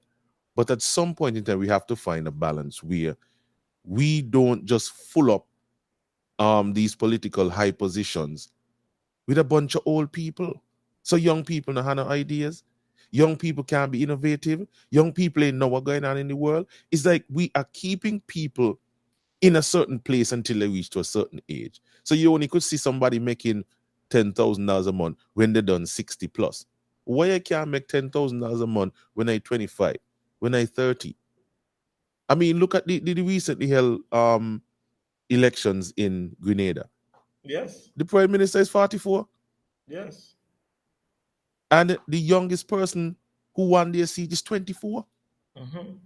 So why do we have this old-time notion and old-time mentality that young people can't make a significant contribution to the development of a country? It always got to be somebody 75, 70, 78, 68, holding on. Like they want the position to dry up and dead in their hands. Mm-hmm. So I'm hoping that in a new government, in a new Labour Party, that we don't see this thing repeating where people have to go to St. Lucia and Barbados with all the qualifications just to get some recognition. And in the civil service, this pesky foolishness. Till today, pay people what they're actually worth. If we could give a pensioner his pension, get Social Security, and still give him a contract of $12,000 a month for 2-3 years, I mean, my God, we gonna turn around and tell young people that no space there for you? We can't afford to pay you that? We can afford to pay you.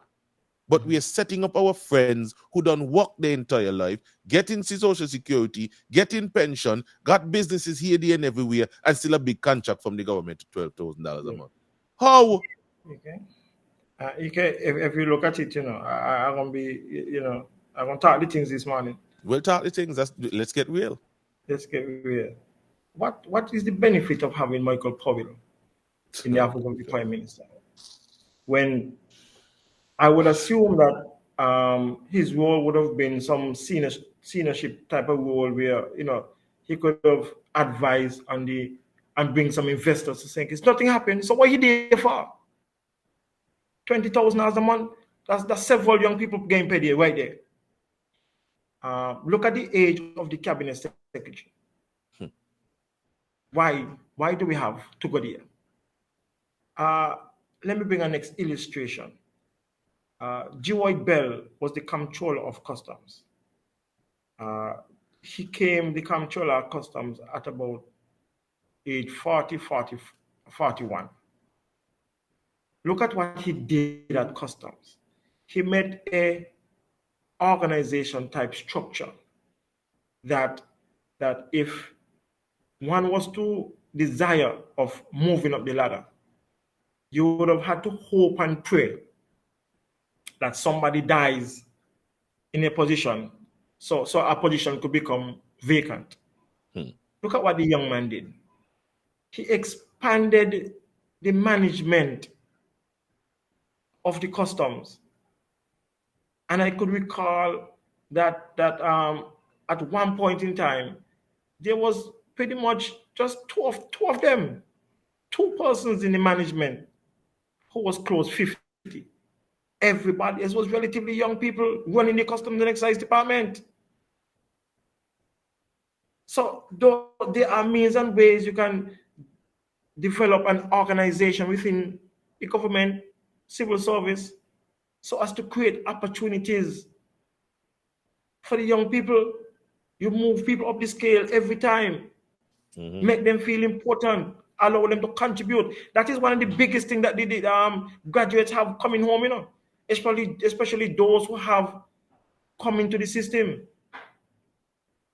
They see themselves as just being employed, but they make no significant contribution, and they can become frustrated. There are several persons who have improved themselves academically while on government soil, and there is no inclusion to say, man, let's bring you into the fold. There's a reason why they went to study, but encouraging people are to provide a better way to include people to come home after they come home. Sorry, we must start where we should begin at the start, where the decision is made for them to go overseas and study, and they need the support of the government behind them. That is encouraging enough, EK, for them to come back home. Because the opportunities out there, people meet them, people meet me and say, I know you should stay. And I show up, the same has been done for them. When you decide you're going home because, your family is here, you have a passion for here, you want to see the country develop, you want to see other people develop as well. Man, you should first and foremost get involved with them before they go, provide the necessary grants and assistance to them while they go. And most of them go want to come home and want to get involved. But we have a chance for all those persons who are going overseas and come back to get them, encourage them as well to start to get into the small business sector, to expand the small business, because that is how Senki survive, Getting the small businesses to survive. Nothing was basically done for them during the pandemic, so people like you, the entertainment industry and so on, ain't getting nothing at all to do. The small shop, them ain't getting nothing to do. The graphic artists, them also ain't getting nothing to do. You have to keep those areas of employment alive, those business sector alive. We have to get manufacturing companies closed. We have to bring them back. What is going to happen when the Kajola, when they close? You ain't hear the government saying nothing about that. What is the plan for that? Where you're going to do with them, what? Near 200 people? Yeah.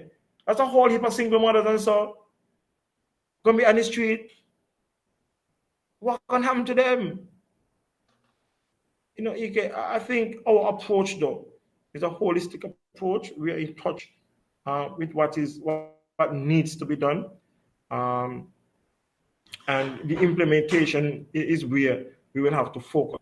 The reach, we will provide the reach, we will provide the inclusivity, we will make the bold steps to ensure that people provide opportunities and fairness opportunities across the board. All right. Well, I'm holding you to that, my lord, because yes, a lot of people think that after the next election that this let's get real and my voice will go away, but that's when it's going to be more intense, because we have had for the past 7 years something to compare and contrast. We had near 20 years of Labour, and we had 7 years of this team unity government. We have seen both governments at play. We know what we want and what we don't want. So the next government to come in, they will have a monumental task to make sure that the fire that we're lighting right now ain't turn around on them.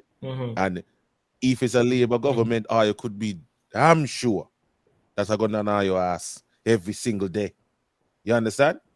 And nobody wants me for enemy because I'm relentless. I don't stop talk. I'm going to have to pay me to hush and pay me good. And after the next election, the price going up. So, just so you know. But when you're on this platform, you have to welcome the criticism. Of course. I think, one of the things why this government has failed so miserable over the last 2 years too is because we stopped helping them.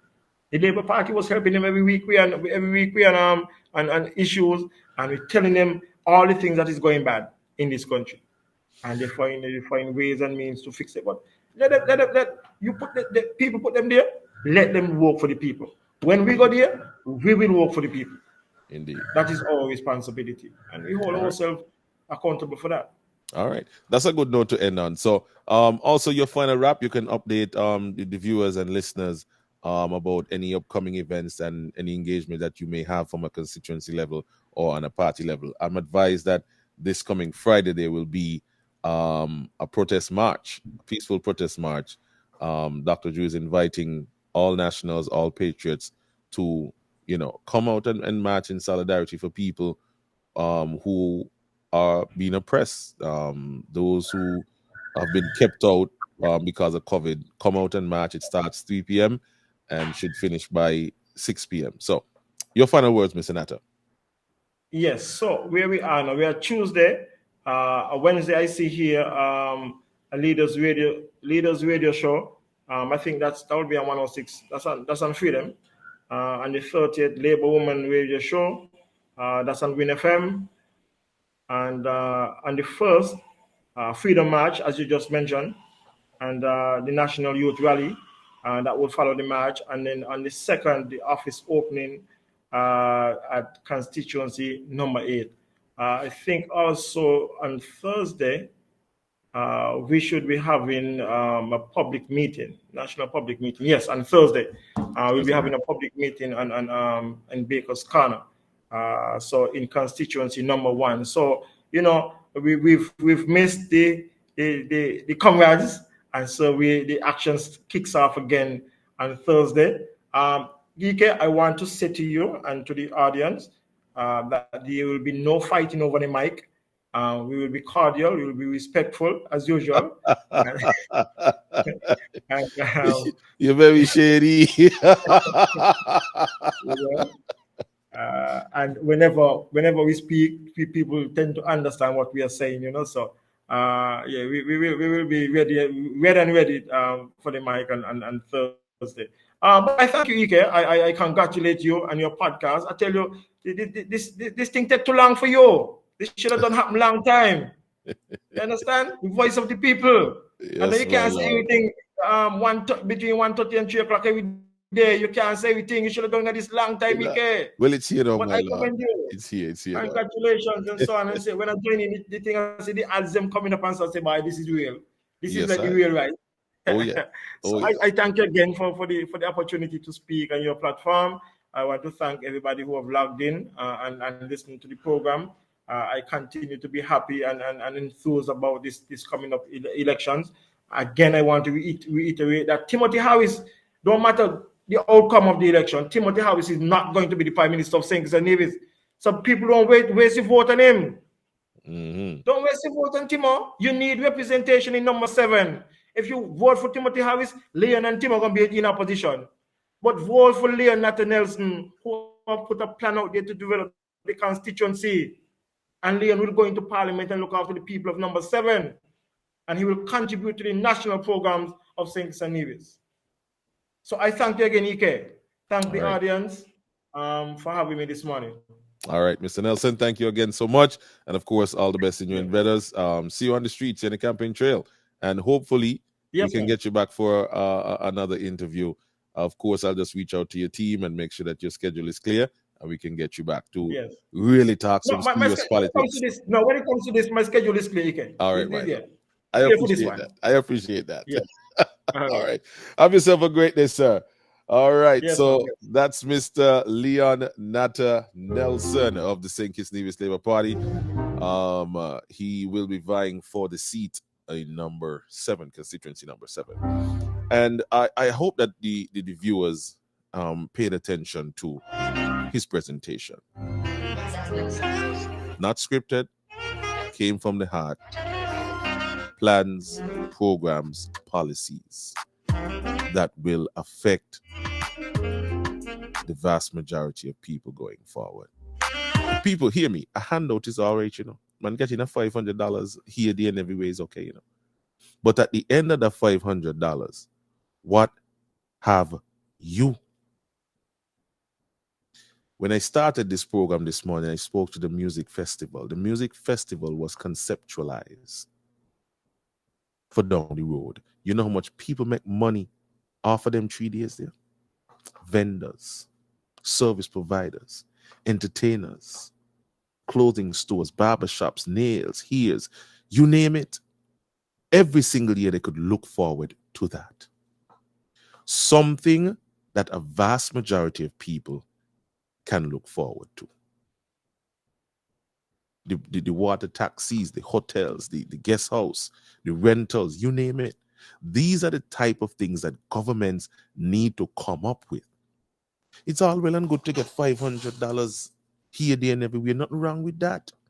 But at the end of the day, you must be confident that the person who you're voting for is going to put something in place that's going to see you and maybe your children and future generations down the road benefiting from that policy. Show me one significant policy that we have had for the past 7 years, just one, that's going to live on forever. You want to talk about the peace? Right now, that they're in confusion. You want to talk about the PAP? That they're still in confusion. They say Sean was up JNF this morning doing a video. Sean sit down in government for 7 years. Ain't do one damn video. And now he's out. He's now round and round highlighting all the things that he and his government, the Team Unity government, neglected to fix and put in place. The first time I called Timothy a big stone, a lot of people, they works with me, you know.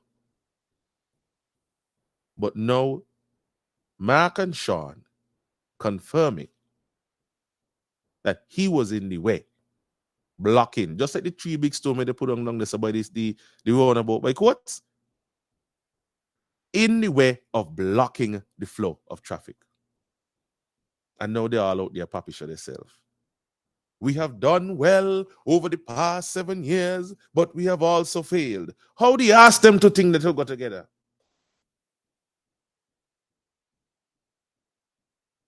You have failed to keep the promise, but you have done well over the past 7 years. Them two things they not go together. That they're oil and water. Anyhow, people have to make a runaway this morning, but I'm going to rant this afternoon on the radio. 3 to 6. Nothing but ranting. Putting things into perspective. Who no want me do it? Pay me to hush. No, I tell them so, you know. They just a works. Yesterday, me go for me run. Somebody say, oh, he can come like you want him, ride him. No friend. Since me small, me got back problem. Me no able. You hear? No time at all. No thank you. But you see, you get your peace money. You probably pan the pap, so you're good. But what happened when the pap dry up? What happened when the peace dry up? What then? What then? Because people seem to fail to understand, you know, money gone done, you know. Money come and money go. It's only for a time. So if that's how you think, just because I make a criticism, will it come like man pan your mind? These are the kind of confusion that people will come up with when they can't debate you on the facts. You hear? But anyhow, check me this afternoon. We had a good program this morning and I want to keep it nice. Check me this afternoon. Freedom FM, 3 to 6. I gone Lego. Who no want me talk? Pay me a hush. I am long overdue for a nice vacation. I want to get my passport renewed. There's a passport getting up right now, like black pudding on a Friday and a Saturday. Well, don't mind the locks. I go for my black pudding. You hear? I want my passport. Somebody pay me a nice little change to hush remote and go away. I go in. You hear? Joke, I make Mr. Raja. But hey, thanks again, everybody, for tuning in and making this program what it is. I wish we could take some calls. Melinda, why you put up your shock and surprise face for? What you saying? You must see out of your mind. What you may talk. But anyhow, people, thanks again for tuning in, and all the best this afternoon. I must see you when I see you. Rave reviews coming in from Mr. Natter. Mr. Natter was awesome. Everybody love Mr. Natter. I hope that translates into votes. I hope the people of number 7 are paying attention. You understand? Having somebody know who your grandmother be and hugging you up and taking a picture with you. What about the things in your community? Man, if you get the little money, fine. But you can't be out here tell people who not get nothing that they should support you. You bread butter, so just relax yourself. But the people out here who ain't getting the bread butter and the palm grease, they need other things. Social programs, some economic development, some job stimulation, job creation, something they need. You getting yours, cool now. If you get your pop, if you pan the piece, if you do construction and work come your way, if you get CBI money, you do passport, see, cool. You get your one. Relax. Don't be out here vexed with people who not get nothing and nothing in place for them. You cup full and running over? Fine. Because here what? When Mark and Sean and the rest of them cup was full and running over, you wasn't hearing from them. But Timothy fire their ass now. The cup not full and running over no more. So now you hear them a squeal because they want the grease. You hear? Don't puppy show yourself with them. You understand? Who want to puppy show yourself with Timothy? Go right ahead. Because you're going to put yourself in things. Now, let's suppose Timothy now win now. We're going to become a yo. You think Timothy going to continue to give you his money if he not in government? You're going to learn about the Timothy. I've been saying it for weeks and months now, you know. You don't know the team. Wherever are you getting now, I hope you continue to get it if Tim is not successful and become the next prime minister. I hope I continue to get it. That is all for today. People, enjoy the rest of your morning. I'll see you at 3 o'clock this afternoon. I go on to do some business. Have yourself a great day. This has been our time, and we do appreciate you guys. And again, if you wish to contribute to our show, that's our Cash App. That's our PayPal. Thank you so much for your support. I got a few messages about people who want to run some ads here on the show. Please feel free to contact me. Let me know what you want. See how we can work out something.